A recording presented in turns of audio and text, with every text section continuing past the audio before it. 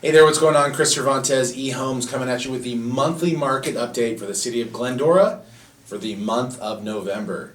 So I have some very good news for you. Specifically, you can't believe the baloney that you're hearing in the media. Now, don't get me wrong, things are changing nationwide. The interest rates are having a negative impact on pricing nationwide, okay? But what I've been preaching for a long time is that yes, we have to keep tabs on what's happening on the big picture, but ultimately when we look down to the micro, we look down to what's happening in our local market. So don't believe everything that you're reading and just make these conclusions about what's happening in Glendora when the data doesn't reflect, they're not the same. They're not the same between Glendora and those nationwide stats. So the reason why I'm saying that, and I'm just going to start off with some exciting news, we're talking about prices. So prices are definitely changing. We're seeing prices come down overall. However, in Glendora for the last 30 days, we are seeing the median sales price actually go up year over year. So that's still, I'm not surprised because I'm expecting that that's going to change as we get into next year, but I'll get into that in future videos. But basically, the median sales price is still strong, but the list price to sales price ratio. So people are talking about, home sales or home prices are going down 10, 20%. That's just not happening here, at least locally.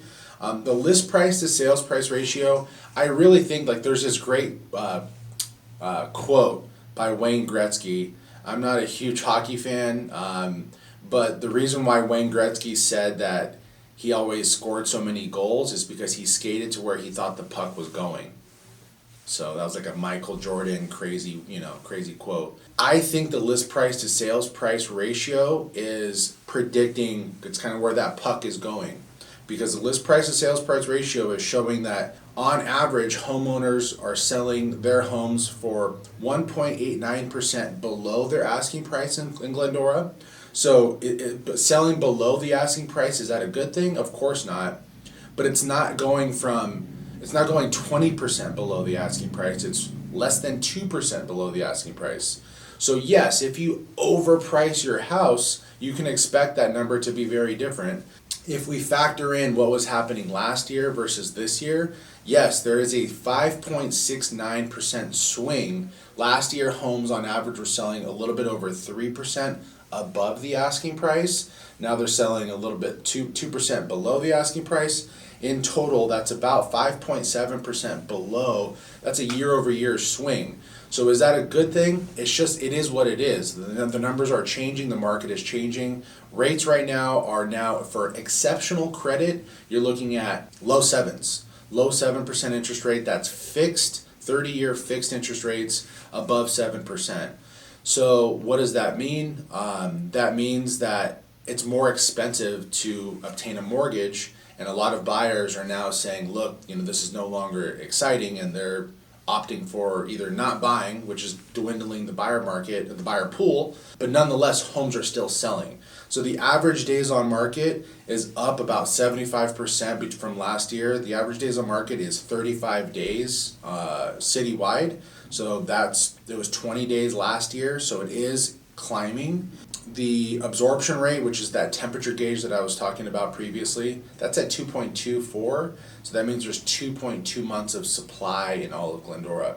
Active homes, and this is another gauge that I was wanting to touch on. The active homes right now is at 76. There's 76 total homes available. So 76 homes, yes, that's higher than what we were seeing in the beginning of the year, but something to kind of wrap your mind around. I was looking at numbers in 2018. So this is pre-COVID. This is in the middle of the market just going nuts.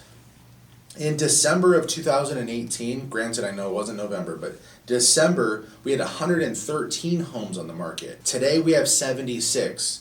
So that was 33% more homes available back then than there is now. Translation, we still have low supply, which I've said this in other videos.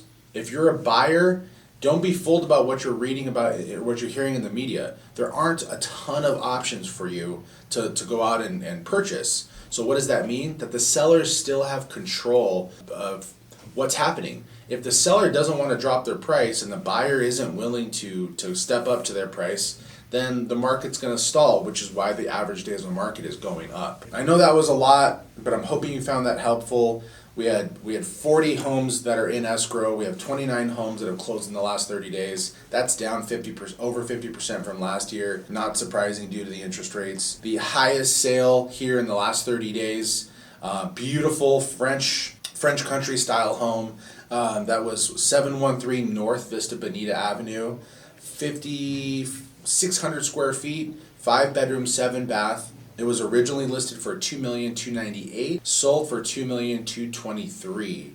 So just 3%, a little bit over 3% below the asking price, but they still got it done within 65 days. So beautiful home right there off of Sierra Madre, on the corner of Sierra Madre and Vista Bonita. Beautiful home. You've probably driven past it a million times if you live in the area.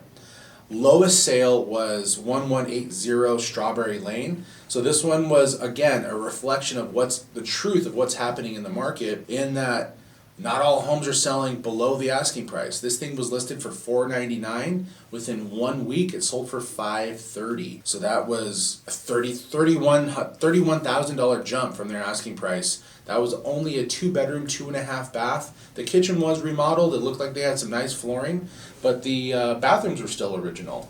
But guess what? A buyer still came in. They went above the asking price because they really wanted that place. What do you think? What do you think is going to happen in the market? I would love to hear your comments. I would love to hear your insight. And if there's anything, of course, that I can do to help you with your real estate goals or your real estate needs, please reach out. I'd love to help. Thanks so much for watching.